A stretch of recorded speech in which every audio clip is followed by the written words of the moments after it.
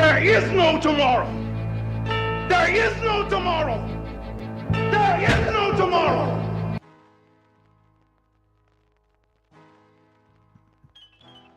Okay. Had some technical issues. This thing was supposed to start at 3, and I've been itching to talk about James Toney. I don't know if I had a little crowd in here. I don't know if they're with me. I don't know what's going on with YouTube. But I couldn't end the live stream, which never really started. Nonetheless, here we are. Talking a little boxing. So there's a lot going on. Boots Ennis signed with Matchroom in the last hour. Seems like he's going to fight Conor Benn. I don't know who else he's going to fight, but Boots hasn't fought since July. And Tyson Fury looks like he's in great shape, but we'll see. But that's not what we're talking about today. Today we're talking about James Toney. Why are we talking about James Toney? I could lie and say, well, Jared Anderson is an American heavyweight, and he fights on Saturday. So James Toney was an American heavyweight. He was also an American middleweight, super middleweight, and cruiserweight, and heavyweight. So this was inspired by James Toney himself. I was on social media, I think Instagram, and I don't know if I'm assuming James Toney doesn't post his own stuff, but there was a clip. What's up, Jay? Tech dumb dad, let's go. Toney had a great overhand right. He threw it so short and just whipped it there. Yes, he sure did. Andre, good afternoon. I was saying good afternoon, everyone. So this James Toney look back was inspired by his Instagram, and he showed a clip of a feature that HBO did back in 2006 before he fought Hasim Rahman the first time, and I realized I produced that. I was there. I did that. So I figured we'd talk a little James Toney. This show right here, trying to be a little different, call it the Producer Archives, where I just dig into old stories that I have done, and we talk about them. So I'm going to play a feature that we did in 2006, which is insane. 18 years ago, before he fought Hasim Rahman. Pop your collar. No collar hoodies. I should do a show called Hoodie Boxing, because I'm not with the tie and the shirt and tie talking boxing. No, that is not me. So, so this was back in 2006, and we'll talk about the specifics a little more after I play the feature that I did. But I was with Toney for about 3 days before he fought Rahman, with his late great promoter Dan Goosen, and Freddie Roach was training James at the time, and it was a lot of fun. And instead of me telling you it was fun, I'm going to play the feature that we ran on HBO back in 2006. I worked on this with Larry Merchant. Larry and I wrote the script for it that Larry read, and it was fun. It was fun. So without further ado, this is James Toney, circa 2006. Let's take a look. Let's talk about James Toney. I can tell you a little bit about my experiences back then, but here you go. The Wild Card Boxing Club in Hollywood. Home away from home for pros and cons, champs and chumps. Let's get the office. And James Toney. Boisterous, profane, real as sweat. I'm gonna show you. Everybody how boxing will be done. Tony dominates the gym with the intimidating attitude, as John L. Sullivan put it, that he can lick any man in the house. He's just brutal on the sparring partners. He runs out of more sparring partners than anyone. Come on, what? Come on, what? Come on, what, bitch? Tony first made his reputation in crowded Detroit gyms where survival was victory. These guys was killing me every day. They wouldn't take it easy on me. So why should I take it easy on the heavyweight guys today? Come on, what? Come on, what? You scary bitch? Trash talking starts in the beginning of the ring, and it doesn't end until we leave the gym. I'll bust you up. I'll bust you up, boy. He talked about my mom, my sisters, my brother. He talked about everybody in my family, and it got to me. Oh, my God. It's happened. Bust your mom. Well, one, he come Puerto Rican. Hell no, I'm Mexican. That's the reason right, bitch. Can't fuck with me, boy. You know, there's times you get to me mentally, your mama or your baby mama or... Stop little bees, Hector! Boxing is about learning your craft. I'm teaching the guys how to learn their craft. That's up to them. If they want to take it and run with it, I'm not going to force it upon them. Bring your ass! Oh, man, you want some too? Tony's rough, tough reputation was forged early in his career.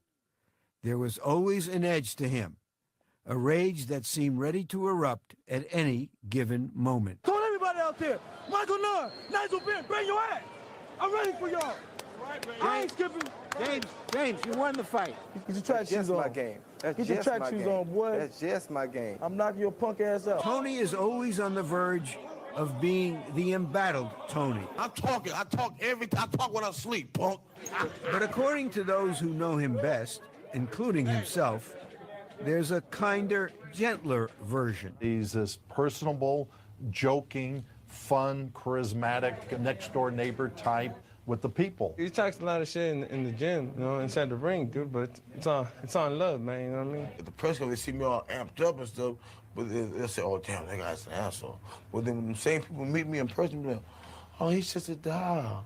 I love him. He's cute and all that, and he's bubbly. He's so clever and funny sometimes that he makes me laugh. And I try not to because I don't want to really egg him on. He's Freddie Roach, the world's greatest trainer, also the world's #1 freak. Trust me. He is comical. I mean, he's funny. Everybody see his fight face, and you know, and it fears them. But once you get to know the guy, you will love him. Trainer Freddie Roach had to challenge him physically to get his respect.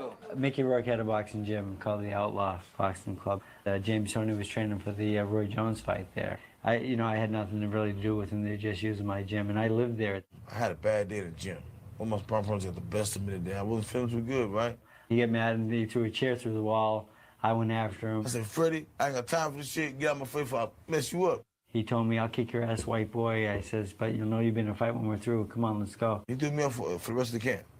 And after that, that's when we bonded. James will push your buttons a little bit, try to get a rise out of you, but really he's a nice guy when you get to know him. If you can wait it out, there's usually a smile behind it. As the twilight of his remarkable career converges with its climax tonight, James Toney finally seems content. No, I think I'm boxing's happiest, man, because I'm in the spot right now where everybody want to be at. You know, I'm 37 years old. I still got everything. Got my wits, my mind, the looks. I still got it all, you know what I'm saying? Woo! Ain't nobody like me. I'm telling you. So that was James Toney back in 2006. Looks like we got some people in here. Hopefully my mic was working before. But Andre, Champs and Chumps, since that great book, Express got in the boxing. Yeah, it sure did. It sure did. Mad Chad the Legend, McAfoley, Portland, Maine. McAfoley was cool. All those guys were awesome. I've been in Freddie's gym a lot. And although, I mean, I don't know where McAfoley is now, but this is 18 years ago. But everybody in the gym was great. Sniper Nation, I was never a Tony guy, but he's most definitely a legend. Yeah, he really was. And I thought that Evander Holyfield was going to beat him, and I was sorely mistaken. He beat the snot out of Evander Holyfield. Sniper Nation, Tony used to violate them. Let me tell you. In the gym, so I was in the gym with them. I think we shot, it was 2 or 3 days. We did interviews one day, and then we shot in the gym, and he was just, that stuff we showed. HBO lets you show cursing, and you could, you say things, but most of the stuff we couldn't say because the things that James Toney was saying to those sparring partners was brutal. But they all got along outside the ring. He just talked. James Toney he'll talk smack on you. It doesn't matter if he knows you or not. When he met me, he was talking smack on me, and I wasn't. I forget. The thing I regret the most is not taking pictures every single time I went on a shoot. I should have a picture of James and I to show, but I didn't. But him sparring, like, he was ripping these guys up. And I think the funniest line, Javier Mora in there said, yeah, he was calling me a Puerto Rican and I'm Mexican. So Tony was funny. Sniper Nation, rest in peace, Dan Goose. And yeah, it was the only time I met him, and Dan was super cool. In fact, in that piece where we did the interviews, it was in Dan's office. I did Dan's interview in the office and James's interview in the office. I think it was Sherman Oaks. I believe it was Sherman Oaks, California. And then, of course, we shot at Freddie's gym in Hollywood, California. It's all love. Yeah. He was he was funny. Lights Out most recent fight was awesome. Boxing analyst. You mean the Razor Ruddock fight, which I refuse to watch. I refuse to watch that. What's crazy is that Toney was 77-10, 47 knockouts. He fought over a 29-year span until 2017, and then boxing analyst, like you said, he had an exhibition with Razor Ruddock, and I couldn't do it. I think I saw some clips of it. I can't do it. Never seen this. Yes, this was a feature. Like I said, this ran the night of the first Toney Rahman fight, which was in 2006, which was a draw. This feature, we shot it maybe a month beforehand, and it ran the night of the fight. In fact, I was just looking. It's on YouTube, Toney Rahman 1. I interviewed Dan Raphael a couple of days ago, and Dan was on the panel on that show. It was Lennox Lewis, Dan Raphael, Larry Merchant, and Jim Lampley. And they were talking heavyweight boxing. So he was on there. Andre Hughes, Moshe David is trust. Yes. Yep. Jackie Callan. Jackie Callan, who he was with for a long time. I think he was with her until he lost to Roy Jones. And I don't remember the specifics, but after he was just dominated by Roy at 160, I think he had some kind of an episode and he tried to attack her. I don't know. Something happened. But Jackie Callan, the legendary Jackie Callan, he was with her for a long time. Toney and Riddick Bowe ate their way out of boxing. Toney, yeah, Toney was 237 for Rahman. James Toney turned pro at 160 pounds. So that's 77 pounds. And the 237, I don't think it was the heaviest he ever was. Toney was dominating guys out of shape without a drop of testosterone. Yeah. Yeah. Well, the sad thing, and another sad thing about James Toney, I was at the John Ruiz fight, which was before the Rahman fight, and he should have been a heavyweight champion. Well, could have been a heavyweight champion. He tested positive. But that's pretty funny. Yes, he did have some drug issues, but you have a private conversation with a fighter, and a lot of them are pretty open to it privately, and ask them about drugs and boxing, and they'll tell you how rampant it is. But that's a whole other subject.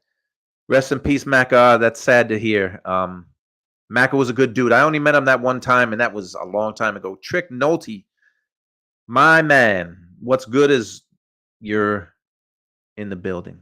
So just interviewed Razor 3 weeks ago. He's a great guy. I saw parts of that with Drew, and I didn't get a chance to watch the whole thing, but yeah, Razor seems like he's a good guy. I wish that he and Toney didn't fight because I don't think they should be punching each other in the head. Toney was badly out of shape versus Razor Ruddock. Toney was badly out of shape for most of his heavyweight fights. So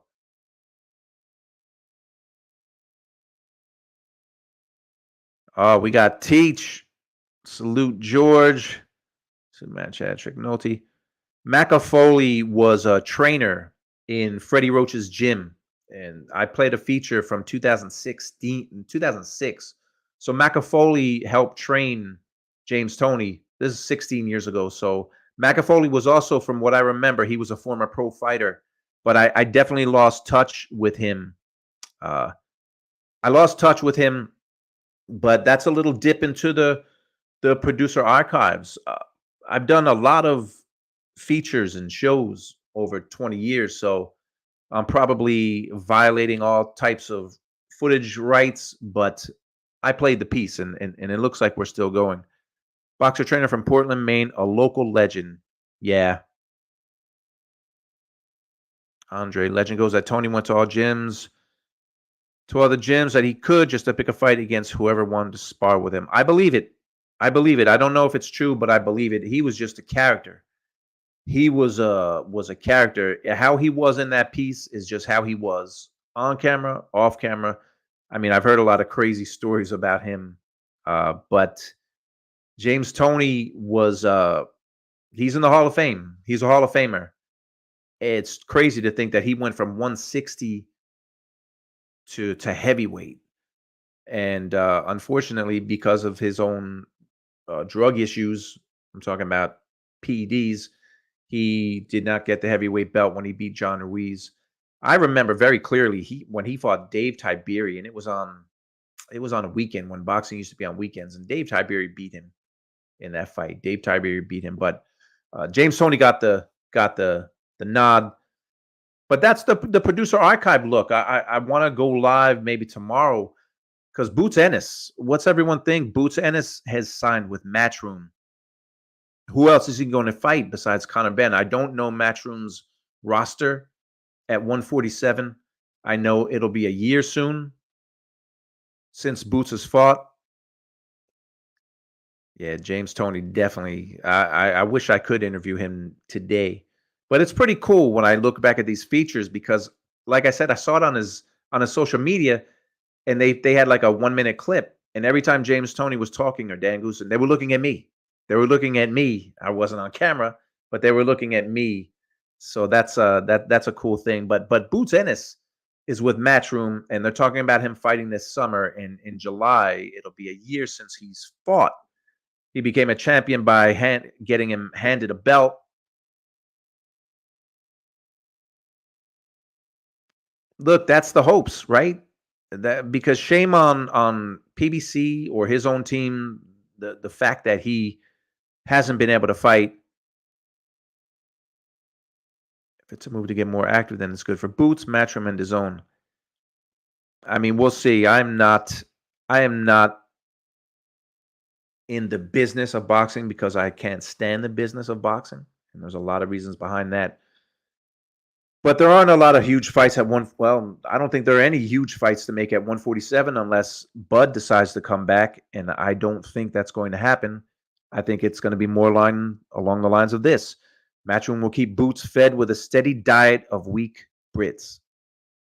That's probably what's going to happen. I mean, to be honest with you, I haven't even looked at the welterweight rankings in a while because it's a shame. The welterweight division is one of the historic divisions in the sport, and it's since Bud and Boots are gone.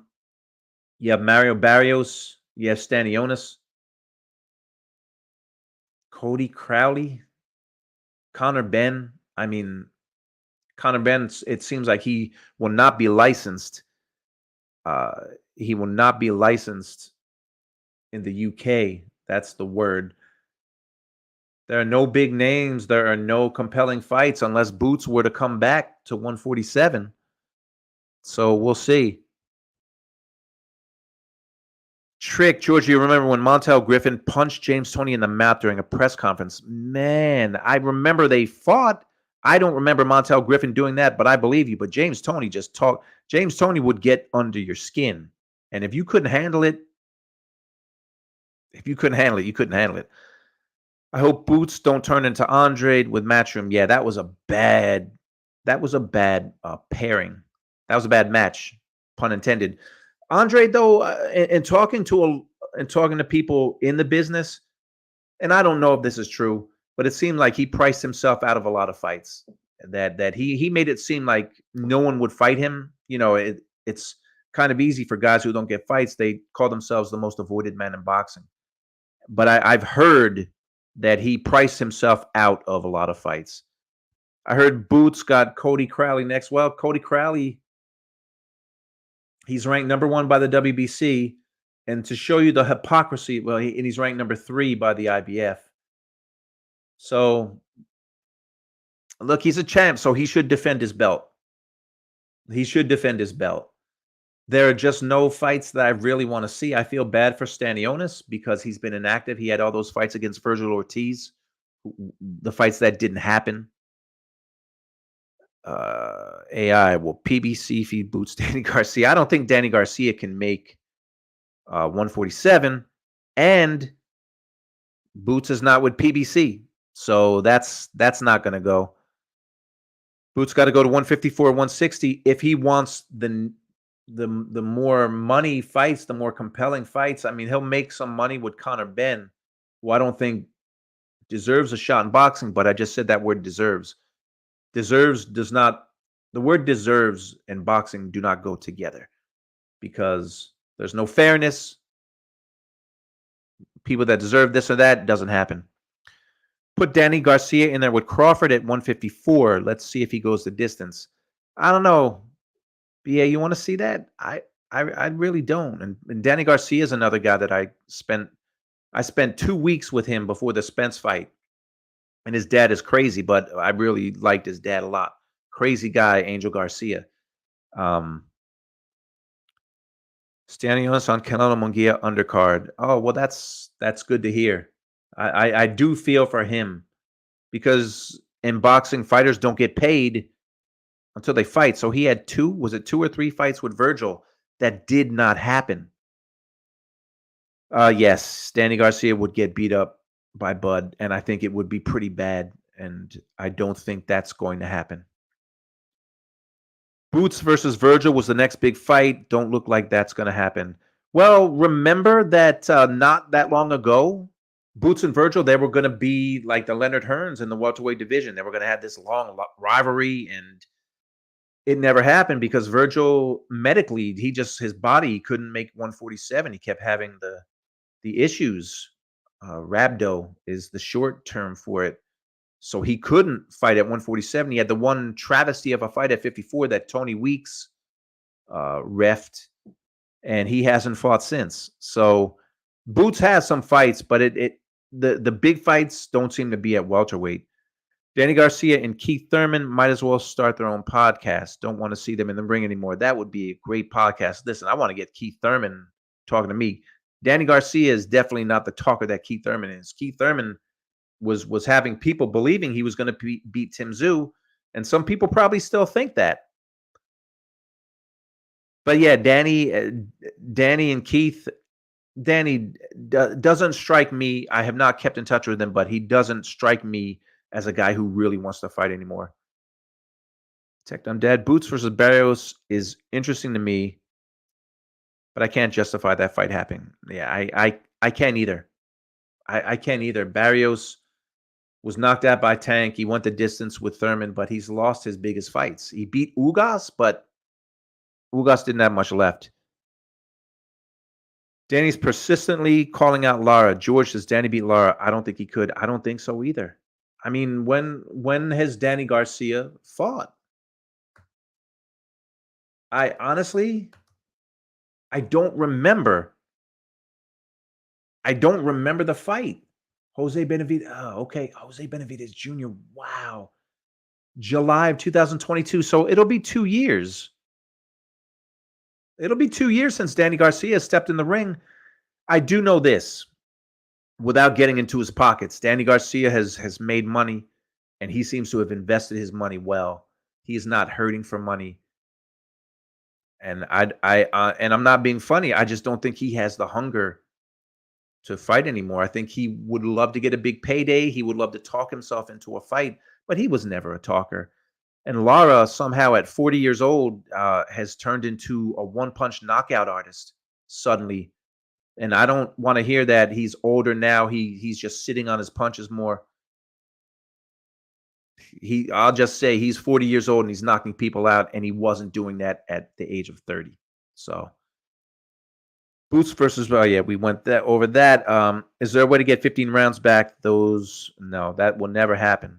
It just won't, because it's a safety issue now, and in this day and age, safety is first, and that's the way it is.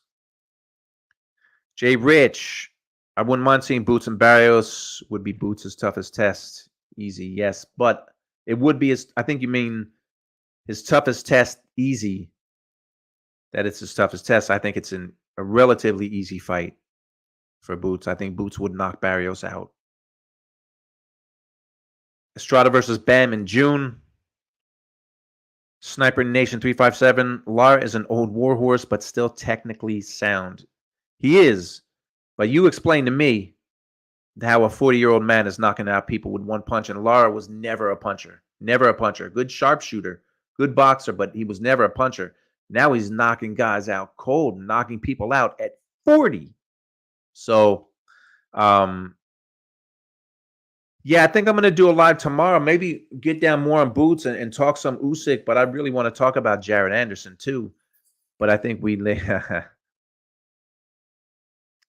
yeah, on that snack, huh? I don't know. I don't know what he's on. I'm not going to speculate, but I just think it's odd that a guy who wasn't a knockout, they say in boxing, the punch power is the last thing to go. But if you don't have it, that would be like my man, and Paulie is my guy. But let's say Paulie Malignaggi came back. Paulie's like 43, 44, and Paulie started to starch guys with one punch. What are you going to say? That he's just older and he's sitting in the pocket now, and he's knocking people out. So I don't know. Bam is going to embarrass Estrada. I got Bam. I'm a big Bam fan, and I don't know if he's going to embarrass him, because Estrada is going to, how Estrada's going to fight. He's going to fight his behind off. But Sniper says that dude Lara knocked out looked like he got hit by a train. That's what I'm saying. And I'm a big Lara fan, but he's 40. I don't think Garcia beats any of the top. Yeah, I don't either. But it'll be 2 years since he fought. It'll be 2 years. Sniper Nation 357. Paulie could never crack an egg. Yeah, but you know what? He was a world champ, and there's something to that. There's something to that I almost respect even more than guys with power. Everyone knew that Paulie didn't have one punch power, but he for the most part he wasn't steamrolled. Yes, he was when he fought Sean Porter, and he talks about that fight. And Sean was I was towards the end of Paulie's career, but even when he fought Miguel Cotto was in his prime when he and Paulie fought at 140, and Paulie won a lot of those rounds, especially early. So fighters respected Paulie in there. Everyone likes to point at his record and say, "Oh, he was a pillow, he was a feather-fisted fighter," but guys weren't just rushing him. Adrian Broner, Zab Judah. Guys weren't just going in there and turning into one-punch stalking bombers and trying to get him out of there. So there's something to a guy with skill, and Paulie definitely had it. But listen, I've got like 7,000 subscribers, and I thank each and every one, because not that long ago, I was at like 5,000. Now I've got like 7,000. So make sure you like and subscribe these shows. I'm trying to do at least a show a day, some live, some are taped, but I'm trying to get the subscriptions up because I love doing this. Paulie is the Italian Devin Haney. I think highly of Devin Haney. I thought highly of Paulie when he fought too. Paulie really beat AB. That was a close fight. A lot of people think he won that fight. I think it could have won either way. I probably swayed. I went towards Paulie in that fight, especially since I got to know him. I watched it not that long ago. I'll tell you a fight that I'm kind of interested in. And that's AB, Adrian Broner, and Blair the Flair Cobb. I don't know if it's Cobb or Cobbs. I don't know. I'm kind of digging that fight. They're gonna talk a lot of smack. Devin Haney all day, every single day, all day, 8 times on Sunday. Ryan, who knows if Ryan even makes weight? I'm just tired. I'm tired of it. And the talk is more that he was trolling people with all that mental health crap that was going on, which I don't believe. I don't think he's ready for the fight, but I think he's going to get smoked by Devin, either knocked out, or he'll make him quit, or he'll get outboxed. But that's my prediction. Haney all day. Put the word out for you today in the boxing Discord. I belong to Georgia. Has 3,000 folks in there, so you should get some more. So boxing Discord. See, now I'm going to reach out to you because Discord is something that I need to get into as well. But we'll talk. This old head's gonna get in there. AB and Cobbs are here's what I like about AB and Cobbs. I don't think the fight is going to be a particularly good fight. Broner in his last fight, he fought a lawyer, by the way, in his last fight. He really was starting to show signs of slippage. He's abused his body. He is not taking care of himself. He was showing signs of physical slippage, which he hadn't really shown before. I think most of the fights he lost them because he wouldn't let his hands go. Unless he turns back the clock, I don't think that it's going to be a great fight. But what I want to see are the press conferences, are the wars back and forth, because Blair Cobbs is funny to me. I mean, he's not the worst fighter. He talks a lot. He had a good fight his last fight. And he hasn't fought since. He's another guy that's just been inactive. So I'm looking forward to, I'm trying to get Kevin Cunningham on too. I know Kevin. Kevin trains AB. So hopefully I get Kevin on here soon. Jay Rich, the only person looking forward to that fight is Adrian Broner's bank account. But me too. I'm looking forward to it too. But again, really from the standpoint of the pre-fight stuff, I think May 31st they're going to fight.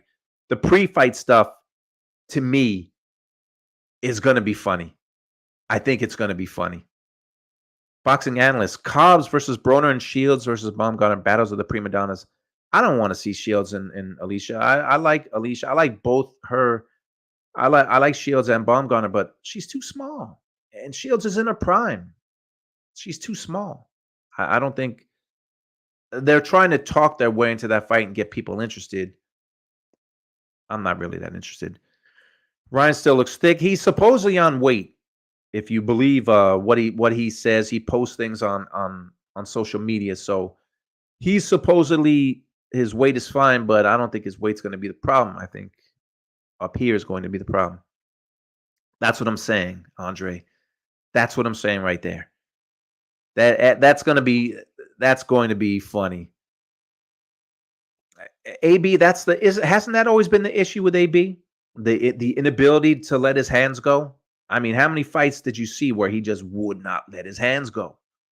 He had all the talent in the world, all the physical talent, but it's not just physical talent. Paulie beat Juan Diaz, Oliver Newsom. That was I was with HBO doing graphics, and that was robbery. And then he beat him in the rematch. He got the decision in the rematch. Yeah, Paulie beat Juan. Baby Bull. I've been in Baby Bull. I've interviewed him. I've been in Houston. I did a feature with him before too, which I'll have to pull up at some point. Because remember, going back, this is called the Producer Archives. I played a James Toney feature that I did in 2006 with HBO before he fought Hasim Rahman.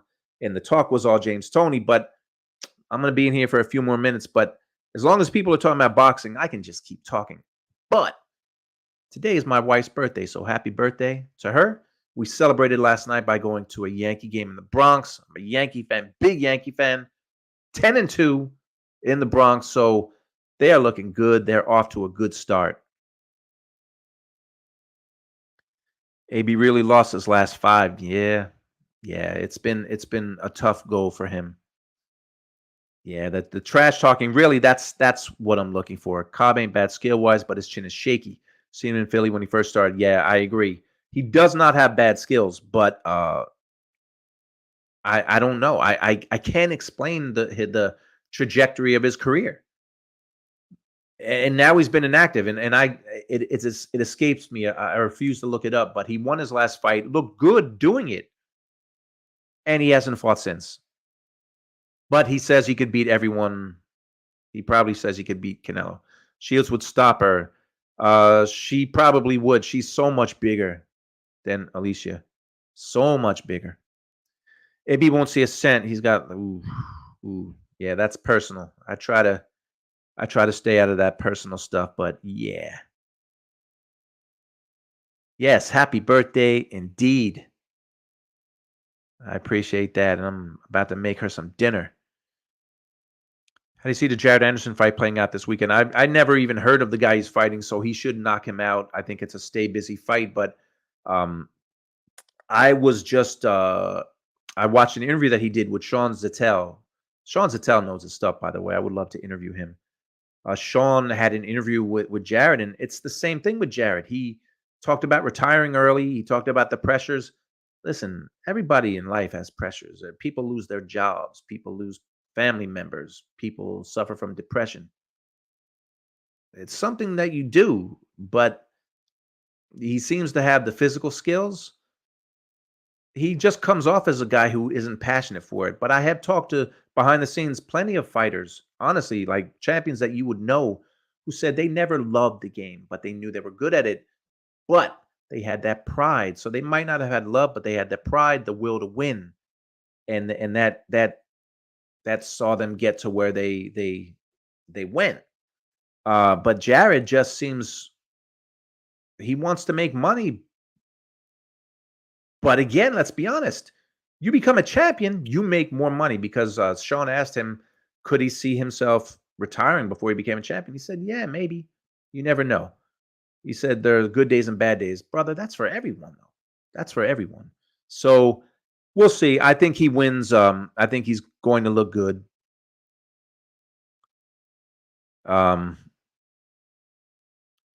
Big Baby Anderson is too defensively irresponsible to be taken seriously for title contention. Yeah, he had some issues against Charles Martin, that's for sure. But you have to think, when a fighter is young, fighters are just like all athletes. You're supposed to get better as you go on, as you get more experience. And you would think that Jared would get better. Jared would be crazy if he does that. All the heavyweights, 40, he would reign for the next decade for sure. It takes something to reign for a long time. You have to have a lot of stability in your life. And he had that issue with that car. He was speeding and evading police. And he said I take him at his word. He said it was a bad decision, but I don't know. It indeed was a bad decision. AI, are you a Boxing Hall of Famer voter? If so, explain criteria to get voted in. I am not. You have to be a journalist, as far as I could be wrong about that. A journalist, not only a print journalist, but someone in the media. I don't know the qualifications. I know that you have to get voted in, I believe, by the core group. They have to vote you in. I'll have to look up on that because I should know that just to know that. But no, I'm not a Hall of Fame voter. But I do plan on going to the induction this year. Big Baby Anderson is a Maserati with no steering wheel and doors. Yeah, well, Big Baby's got a fight in 3 days. My man Tim Bradley, that's my dude right there. Tim Bradley be calling that fight on ESPN. And I think on the next live, we're going to talk about some heavyweights. Of course, we got the big fight coming up in just about a month and a week. I think it's the 17th of May. So we got the big fight, the big heavyweight unification fight, which I cannot wait for. Everybody's getting excited because Tyson Fury seems to have lost weight, seems to be in shape. We will see what happens, but it's my wife's birthday, so I'm about to end this live. And remember to subscribe to One Round with George. Like the show. Subscribe. We're talking boxing. The only reason why I didn't let anyone come in, I usually put the link out because if I did that, I knew I wouldn't be making dinner and my wife would be mad at me because it's her birthday. So, one more. Andre, I had hopes for the future of the heavyweight division with Honey Anderson. Yeah, it's been disappointing. There are some good fighters in the division. What are you cooking, George? I am cooking pasta. And if you got Paulie's mom's Sunday gravy recipe, send it on over. Not ask Paul to get it and pass it on. Thank you in advance. You know, that's actually, for what I'm making, I should have reached out to Paulie for what I'm making my wife for her birthday, and I didn't. And I'm not going to ask. I'm not going to tell Paulie, but I will. I do promise you this. I will get a recipe if Paulie has one, if he can give me one, and I will pass it on. Boxing analyst, what happened to taunting? It's also a part of the sport and very entertaining. It's almost forgotten. Yeah, it is. We can do a whole show on taunting. Al dente. Indeed. So that's what I mean. I can get lost doing this. And if I put a link in, someone would have dropped in and we would have just talked boxing for another hour. But I'm going to end this. I told my wife it would be 30 minutes, but it's 40. So let's just keep talking boxing. Again, make sure you subscribe. Keep subscribing, please, and like the shows.